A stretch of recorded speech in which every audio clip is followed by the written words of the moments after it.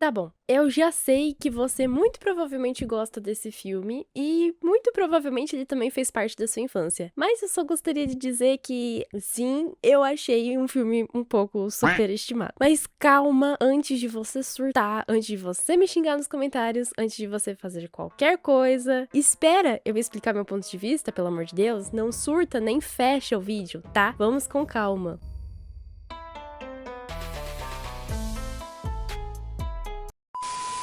Oi, que bom que você sintonizou no meu canal. Eu sou a Analisa e no vídeo de hoje eu vou falar sobre que raios de filme é Os Fantasmas Se Divertem. Os Fantasmas Se Divertem é um filme de fantasia / comédia dirigido pelo Tim Burton. Teve alguns probleminhas com os roteiristas, principalmente em questão de ideias pro roteiro e serem compatíveis ou não com as loucuras do Tim Burton. Então, eventualmente, o roteiro acabou tendo uns 3, 4 roteiristas que participaram e meteram o dedo ali. Isso tem alguns problemas e eu vou falar mais lá na frente. Os Fantasmas Se Divertem acabou se tornando um filme super popular no final dos anos 80 e durante os anos 90, porque ele era muito estranho, esquisito, desconfortável e ao mesmo tempo cômico. Acabou caindo na graça do público e graças ao boca a boca, passou a se tornar um clássico de Halloween. Tá, mas sobre a história, sobre o que o filme fala. Ai, vamos lá, que o filme confuso. A história é sobre um casal que vive numa cidadezinha pacata, numa casa enorme, linda, maravilhosa, e que eles estão aproveitando o início das férias deles. Esse casal é composto pela Bárbara, que é uma moça muito simpática, doce e amorosa, e pelo seu marido Adam, e que tem um hobby muito interessante de fazer miniaturas. Ele tá reproduzindo praticamente toda a cidade em miniatura no sótão da casa dele. Durante o filme, a gente descobre que esse casal não tem filhos, e por conta disso, uma corretora de imóveis, uma parente do casal, sei lá, fica insistindo pra que o casal venda a casa, porque é muito grande, eles não têm filhos pra encher a casa, então por que vai ficar com uma casa vazia? Só é eles dois, então vende a casa. Tem um casal lá nos Estados Unidos, lá em Nova York, que tá doido pra comprar a casa, então vende, vai pra uma casa menor e tal. Só que a Bárbara e o Adam gostam muito da casa deles, é o lar deles. Então, eles decidem que não vão vender a casa e que vão aproveitar as férias deles reformando a casa. Nisso, os dois precisam sair de casa pra pegar uns materiais pra maquete do Adam. E é nesse momento que o casal morre. Eu fiquei bem triste, na verdade, nesse começo, porque é tão fofinha a relação deles. Pouco tempo de tela, os atores já demonstraram uma química tão grande um com o outro e também já desenvolveram tão bem o personagem deles que a gente já se conecta rápido. Mas a morte deles foi uma coisa muito rápida e nada dolorosa. Por causa de um cachorro, acaba acontecendo um acidente de carro, a Bárbara capota o carro dentro do rio e os dois acabam morrendo afogados. A princípio, o casal não sabe o que tá acontecendo. Eles só chegam em casa completamente molhados e percebem que não lembram como que chegaram em casa. O Adam até tenta reconstituir o caminho que eles fizeram da ponte até a casa deles, mas ele não consegue sair de casa. Na verdade, ele até sai, só que ele vai pra um deserto super estranho. Nisso, a gente descobre, junto com o casal, que eles morreram. Então, o casal fica se sentindo mal e triste, mas ao mesmo tempo, eles não sabem bem como se sentir, porque eles já estão mortos, tipo, eles não podem fazer nada. Já aconteceu, eles já morreram. Eles só tentam lidar com o que aconteceu. O maior problema pra eles no momento é o fato deles não conseguirem sair de casa e não saberem pra quem pedir ajuda, como que eles vão passar menos tempo na Terra, se eles vão ficar no céu, no inferno ou no limbo, enfim. Durante esse tempo, a gente descobre que passaram mais ou menos uns 2, 3 meses e que a casa foi vendida. Lembra aquela corretora / parente / mulher que tava querendo vender a casa do casal? Então, ela vendeu pra família lá de Nova York que se mudaram, e eles são pessoas extremamente excêntricas. A família é composta por um pai, uma mãe e a Lídia. O pai e a mãe eu não lembro o nome. E eles também não são personagens assim tão memoráveis como os outros que eu já citei. Eu dou um destaque especial pra Lídia, que ela é a minha personagem favorita. A Lídia é uma menina gótica que, como toda adolescente, é incompreendida, meio depressiva, um pouquinho suicida e aparentemente é a única pessoa que consegue ver os fantasmas, perceber os fantasmas na casa. O pai da Lídia é casado com uma mulher, que não é a mãe da Lídia, que é artista. E ela é uma artista extremamente excêntrica, super diferente. E além de excêntrica, diferente, bizarra, ela também é uma mulher muito controladora e ela não aceita que o marido dela tenha comprado a casa só pra ele descansar da vida da cidade grande. Ela chega na casa e começa a criticar tudo, o que é chato porque a Bárbara, que foi a pessoa que decorou a casa toda, ela que tava reformando a casa, fez a casa do jeitinho dela, do gostinho dela, uma casa super fofa, aconchegante. Aí chega uma doida e começa a transformar tudo da forma mais feia e bizarra possível. E aí o casal fica revoltado porque essa gente doida e esquisita tá mexendo onde não devia, porque estão mexendo na casa deles, e eles ficam bravos. Então eles ficam tentando assustar o casal pra que eles deixem a casa exatamente do jeito que tá e vão embora. Mas o plano deles dá errado porque, além de serem muito bonzinhos, eles também não sabem assustar direito.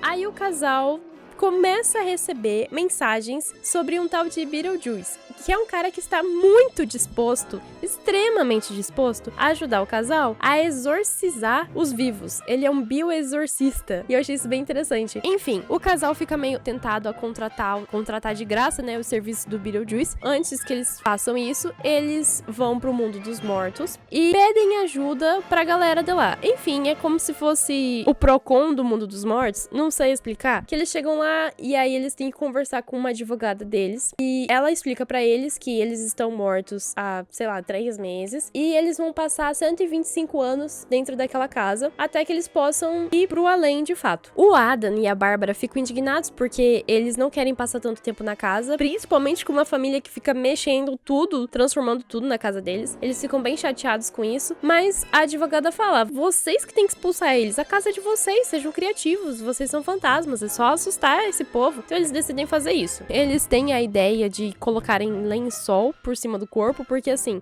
os donos da casa não conseguem ver os dois, mas conseguem ver o lençol. Só que aí, como a família já é toda esquisita, ninguém liga pra eles. A Lídia vê os fantasmas, tira várias fotos deles e ela acha que são os pais fazendo esquisitice. E quando ela percebe, ela olha pra fotografia, ela vê que na fotografia não tem pés. Então ela percebe que são os fantasmas, mas em vez de ficar assustada, ela fala: ah, são vocês, eu vi vocês antes. A Bárbara e o Adam ficam: mas como que você consegue ver a gente? Como que você conseguiu ver o manual? E aí a Lídia explica: ah, porque é uma coisa pra pessoas esquisitas e ignoradas. E eu sou esquisita e ignorada, então acho que é por isso. Aí a Lídia acaba se tornando amiga dos fantasmas, porque ela já estava muito interessada nos fantasmas, mas eles não queriam contato com os humanos. Eles tinham receio de ter contato com os humanos, de deixar os humanos chegarem perto, principalmente do sótão, que é o lugar onde eles gostam de ficar. Depois dessa conversa com a Lídia fala que eles vão ter que caprichar pra assustar os pais dela, porque os pais dela são pessoas esquisitas e essa ideia de lençol não ia dar certo. Então, tem um jantar na casa lá e é muito importante pra madrasta da Lídia que esse jantar dê super certo. O Adam e a Bárbara decidem que vão assombrar o jantar pra conseguir assustar todo mundo. Essa é uma das cenas que a galera fala assim que, nossa, é a cena mais icônica de O Fantasma Se Divertem, que, meu Deus, tipo, não tem como ignorar, não tem como esquecer, é uma cena super legal e tal. Sinceramente, eu não gostei. Eu achei muito chato. Achei muito bobo, muito...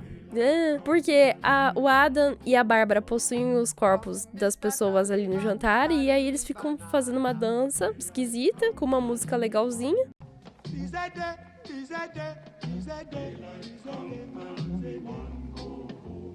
A beautiful bunch, a ripe banana. Daylight come and we want go home. Hide the deadly black tarantula. Daylight come and we want go home.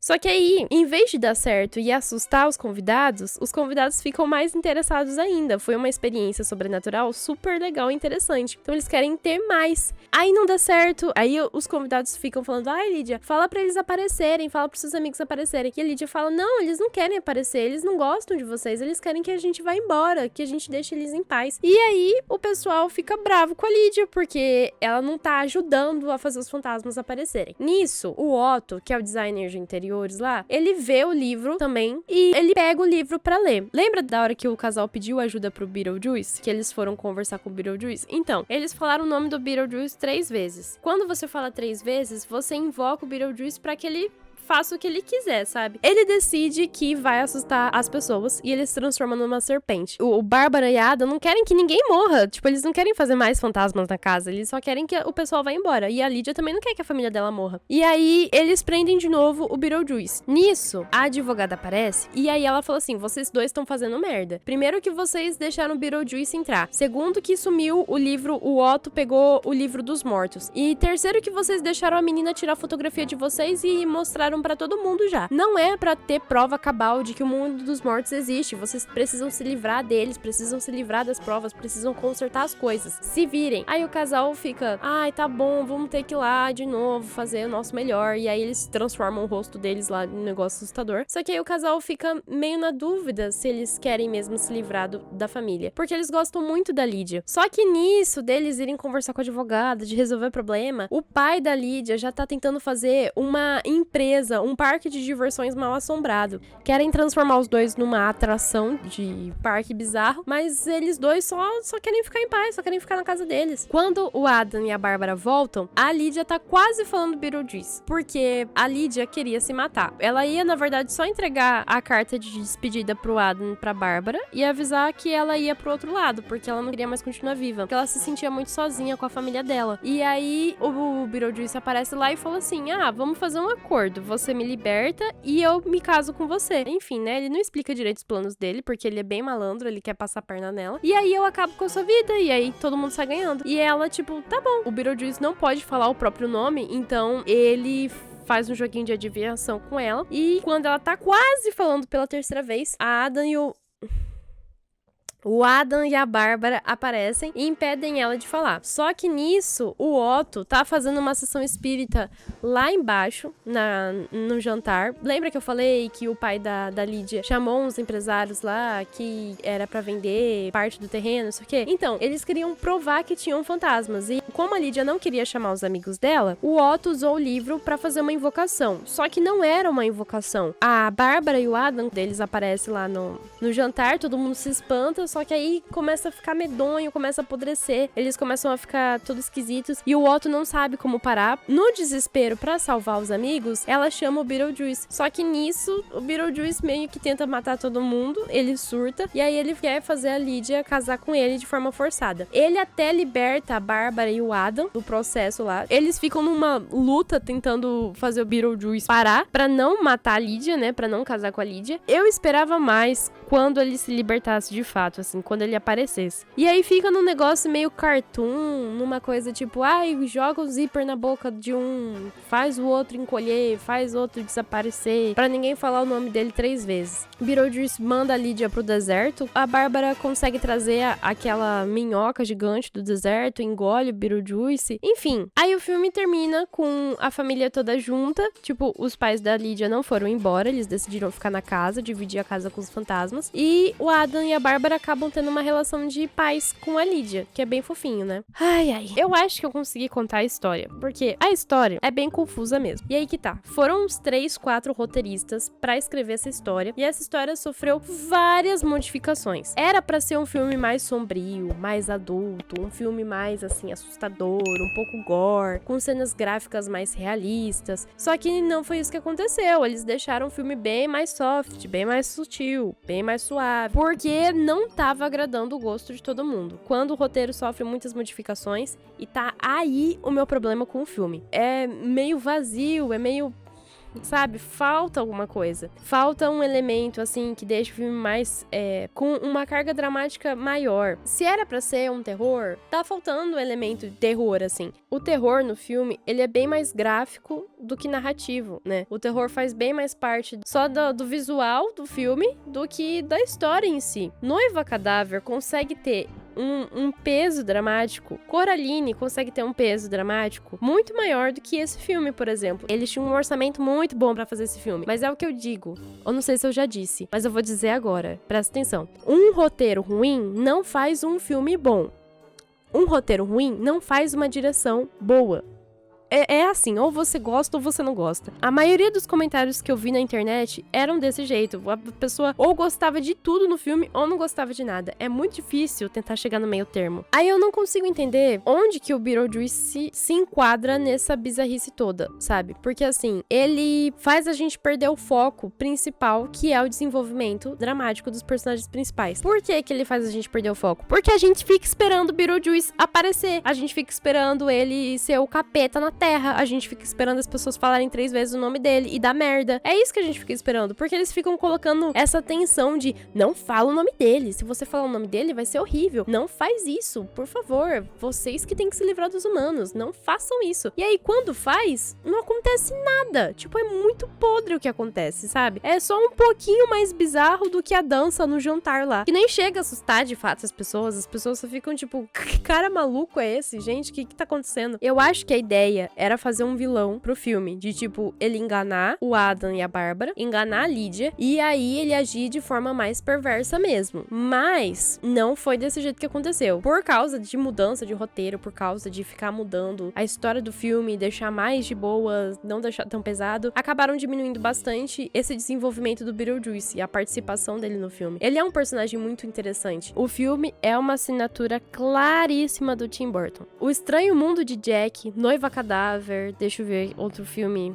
Frankenweenie também, que são assinaturas do Tim Burton, que o Tim Burton gosta de usar as ideias dele, reutilizar de formas diferentes, e aí acaba virando referência, né, de um filme no outro, tipo, esse monstro apareceu em tal filme, esse monstro de tal jeito, por aí vai. A direção do Tim Burton é ótima, eu gosto muito dos trabalhos dele, da maioria dos trabalhos, tem trabalho que não é tão bom assim. Esse eu não diria que é um dos melhores, mas não por causa dele, é por causa do roteiro, que eu não gostei da história, entendam. Mas eu entendo que o filme é icônico pela direção visual, pelos elementos fantásticos que ele trouxe no filme, pela forma que ele quis contar a história. Tudo que é feio, que é grotesco, é muito feio, é muito grotesco, e é muito legal essa mistura de stop motion com a realidade e os efeitos especiais também. Hoje, a gente assistindo nos dias de hoje, conhecendo o CGI, fica meio feinho, fica meio grotesco, né? Fica meio esquisitinho. Só que a proposta do Tim Burton também é essa. Envelheceu mal, o efeito visual envelheceu mal, mas assim, é o Tim Burton também. Agora, deixar bem claro aqui pra você entender porque eu acho que esse filme é superestimado. É um clássico do Halloween e ao mesmo tempo é superestimado. É um clássico do Halloween porque tem personagens muito icônicos. É uma coisa assim, que é daquele personagem. Você bate o olho e você não consegue lembrar de nenhum outro personagem que se vista, que fale, que haja daquela forma. Tudo que acontece no filme é muito individual do filme. Não tem outro filme de terror pra adolescente que seja desse jeito, sabe? É um trabalho muito individual do Tim Burton. Mesmo que o filme tenha seus problemas, ele é um filme legal de assistir. Não é um filme extraordinário, mas é um filme legal. E eu acho que naquela época, por não ter nada parecido, por não ter nenhum filme que tivesse elementos fantasiosos dessa forma, e tendo um personagem como o Beetlejuice, que é completamente maluco e caricato, acabou fazendo com que o filme se tornasse bem popular. Meio que na cabeça de todo mundo, o filme é bom, mas é mais pela afetividade do que pelo filme em si. Não acho que o filme tenha se tornado um clássico pela qualidade dele. A qualidade de produção, inquestionável. O filme é muito bem produzido. A qualidade do roteiro já tem umas ressalvas, né? Tem alguns probleminhas, é um pouco cheio de barriga, tem cena que demora demais, que é muito enrolada, e é um pouco chato isso quando você tá assistindo, porque você fica meio impaciente pra que as coisas aconteçam logo. Quando você tem essa sensação num filme de que as coisas estão demorando demais pra acontecer, é porque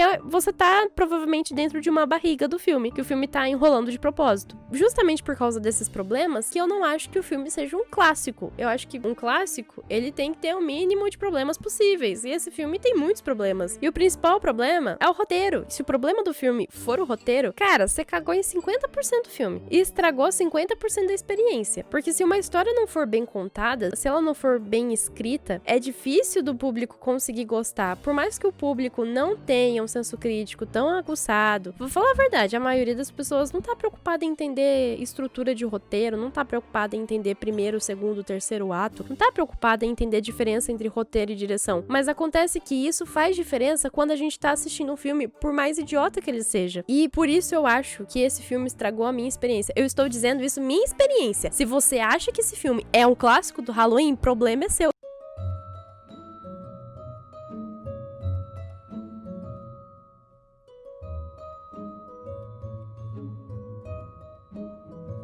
Mentira, tá? Em respeito ao Gabriel Alves, que sempre tá comentando os meus vídeos, eu não vou esculachar esse filme mais do que eu falei, porque ele considera como um clássico e respeito a opinião do Gabriel, porque eu gosto de agradar as pessoas. E o Gabriel sempre comenta nos meus vídeos. Beijo, Gabriel. Então, Como eu estava falando, pra mim, pra ser icônico, tem que ter mais do que só o visual. A história tem que ser marcante. A história tem que me impactar. E eu não me senti impactada com a história. Eu acho a história do filme bem fraquinha. Como eu já falei, vou falar de novo. Eu gostei do filme, eu só não acho grande coisa. Eu gostei dos personagens, principalmente a Lídia. A Lídia eu acho que é a personagem que melhor se desenvolveu na história, porque ela chega toda apática na casa, ao mesmo tempo que ela é toda gótica, se veste de preto e pensa na morte e quer morrer. Ela também é uma menina muito doce, muito empática. Ela pensa nos outros. Enfim, essa é a minha opinião sobre o filme. Eu acho que eu tentei deixar o mais claro possível. Eu não escrevi o roteiro. Eu assisti o filme e vim gravar o vídeo. Eu devia ter escrito um roteiro, porque aí eu passo um pouco mais de tempo pensando e argumentando, né? Pensando nos meus argumentos. É difícil a gente falar sem roteiro. Só que essa semana eu tô um pouco sem tempo e eu não quero deixar de fazer o vídeo. E aí, se eu tivesse que parar pra escrever o roteiro, pra fazer tudo certinho, todo o processo pra produção... Ô, Nilcinho! Meu Deus do céu, esse gato! Se eu tivesse que fazer cada etapa do processo de produção, eu ia ficar procrastinando e aí eu não ia fazer o filme. Eu espero que vocês tenham entendido bem minha opinião, porque foi difícil falar sobre esse filme. Por 2 motivos. O primeiro é que eu não quero decepcionar o Gabriel, e o segundo é que... Enfim, é isso. Eu já estou cansada, estou morrendo de calor, meus gatos estão miando, querendo minha atenção, né, Remela? Então é isso. Não esquece de se inscrever, de curtir, de comentar a sua opinião. Cara, meu gato tá destruindo alguma coisa. Já vou me despedir de vocês. Não esquece de se inscrever no canal. Remela! Ai, não esquece de se inscrever no canal, de deixar seu comentário. E é isso, né, Remela? Acionar o sininho de notificações também, porque aí você vai saber quando sai vídeo novo. Eu espero que você tenha gostado do vídeo de hoje, que você tenha me entendido, apesar... Viu que uma coisa sem roteiro não fica bom? Porque se esse vídeo não ficar bom, é porque eu fiz sem roteiro. Então até a próxima. Beijo, tchau!